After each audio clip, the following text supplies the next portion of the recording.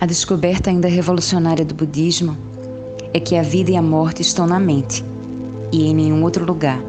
A mente é revelada como a base universal da experiência, criadora da felicidade e criadora do sofrimento, criadora do que chamamos vida e criadora do que chamamos morte. Há muitos aspectos da mente, mas dois se destacam. O primeiro é a mente ordinária, chamada pelos tibetanos de Zen.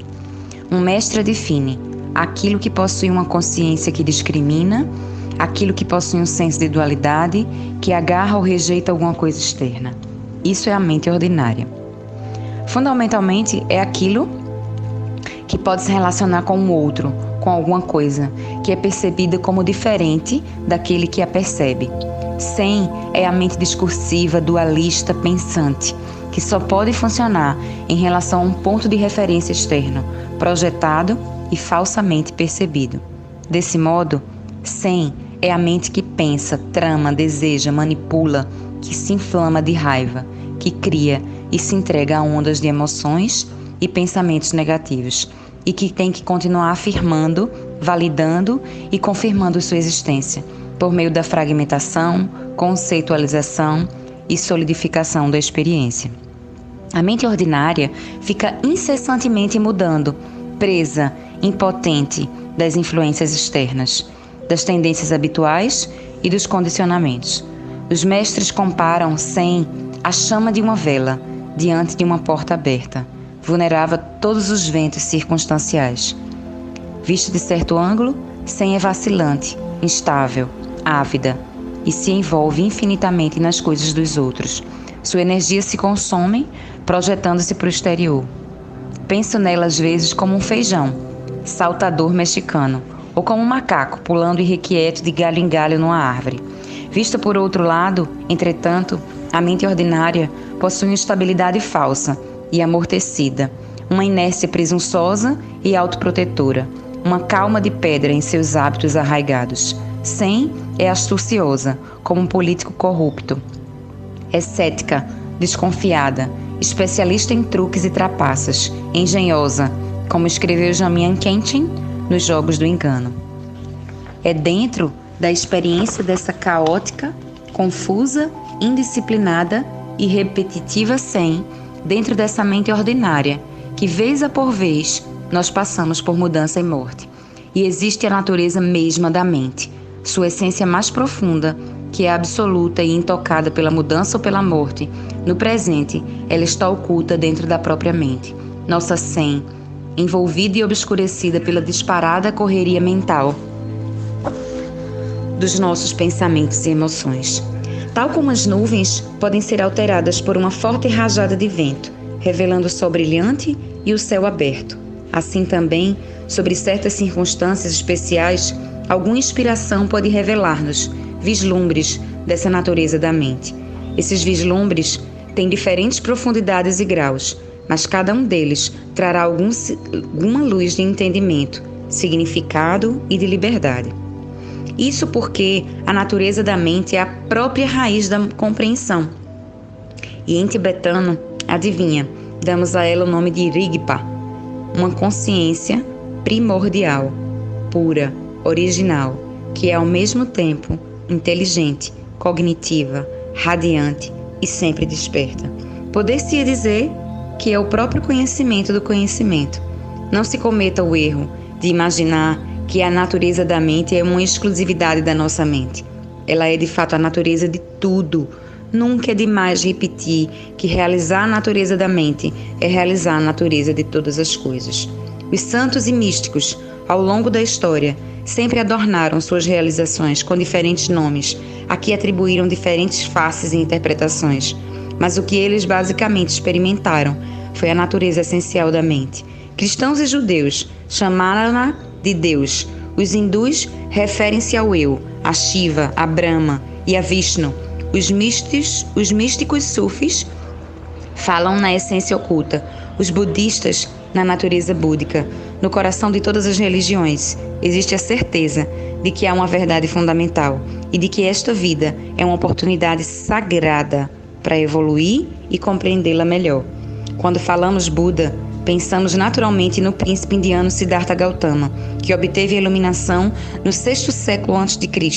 e que ensinou o caminho espiritual seguido por milhões de pessoas em toda a Ásia, hoje conhecido como budismo. Buda, no entanto, tem um significado muito mais profundo. Refere-se a uma pessoa, qualquer pessoa, que despertou completamente da ignorância e abriu-se para seu vasto potencial de sabedoria. Um Buda é alguém que terminou definitivamente com o sofrimento e a frustração e descobriu uma felicidade e paz permanente e imortal. Mas para muitos de nós, nesta era de ceticismo, esse estado pode parecer uma fantasia ou um sonho, uma conquista muito além do nosso alcance. É importante lembrar sempre que o Buda era um ser humano, como você ou eu. Ele nunca reivindicou divindade, apenas sabia que tinha natureza búdica, a semente da iluminação, e sabia que todo mundo também a tem. Essa natureza búdica é simplesmente o direito inato de todo ser senciente. E eu sempre digo, nossa natureza búdica é tão boa quanto a de qualquer Buda. Essa foi a boa nova que o Buda trouxe para nós de sua iluminação em Bodh Gaya, que tantas pessoas consideram tão inspiradora. Sua mensagem, que a iluminação está ao alcance de todos, traz consigo uma enorme esperança. Através da prática, todos nós também podemos despertar. Se isso não fosse verdade, incontáveis indivíduos, até os dias de hoje, não teriam atingido a iluminação.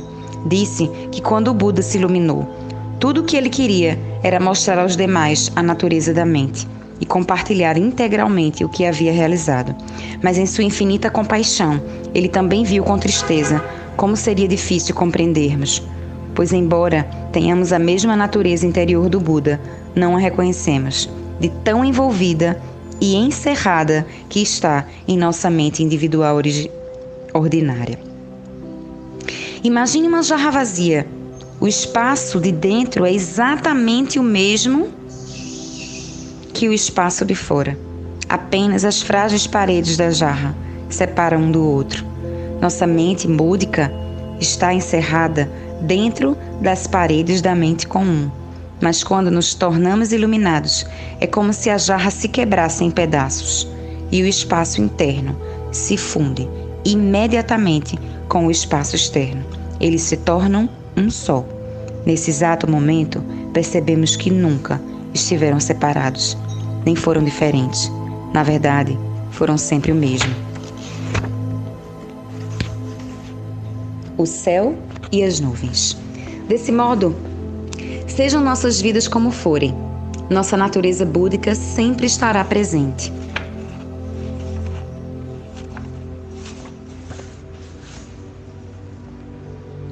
E ela é sempre perfeita. Dizemos que nem mesmo os Budas, com sua infinita sabedoria, podem aperfeiçoá-la. Tampouco pode ser estragada pelos seres sencientes com sua aparente e infinita confusão. Nossa verdadeira natureza pode ser comparada ao céu e a confusão da mente ordinária às nuvens. Alguns dias, o céu está totalmente obscurecido por elas. Quando estamos no chão, olhando para o alto, é muito difícil acreditar que haja alguma coisa além das nuvens, mas é só estarmos no avião para descobrir lá em cima a extensão ilimitada do límpido céu azul. E vistos de lá, as nuvens que pensávamos ser tudo parecem tão pequenas e longínquas lá embaixo. Devemos sempre procurar nos lembrar que as nuvens não são o céu e não pertencem a ele. Elas apenas pairam ali e passam, ao seu modo, um pouco aleatório e imprevisível. Jamais podem, de modo algum, marcar ou macular o céu. Então, onde exatamente se encontra essa natureza búdica? Na natureza da nossa mente, que é semelhante ao céu, de todo aberta, livre e sem limites. É tão simples e tão natural que não pode ser emaranhada, corrompida ou maculada, tão pura que está além de qualquer conceito de pureza ou impureza. Falar dessa natureza da mente, comparando-a ao céu, é naturalmente usar uma metáfora que nos ajuda a começar a imaginar sua infinita vastidão, que tudo abrange, porque a natureza búdica tem uma qualidade que o céu não pode ter. a da radiante clareza da consciência. Ou como se diz, ela é simplesmente a nossa consciência perfeita, presente, sensível e vazia, desnuda e desperta. Dongjun Rinpoche escreveu: palavra alguma pode descrevê-la, exemplo algum pode indicá-la. O Sansara não pode fazê-la pior, o Nirvana não pode fazê-la melhor. Ela jamais nasceu, jamais acabou, jamais foi liberada, jamais se enganou, jamais existiu, jamais inexistiu. Ela não tem limite algum e não pode ser contida em categorias. Nunhon Khenpo Rinpoche disse: profunda e tranquila, livre da complexidade, claridade luminosa não composta, além da mente das ideias conceituais. Ela é a profundidade da mente dos vitoriosos. Nela, não há uma só coisa a ser removida, nem algo que precise ser acrescentado. Ela é simplesmente o imaculado, contemplando a si mesmo de maneira natural.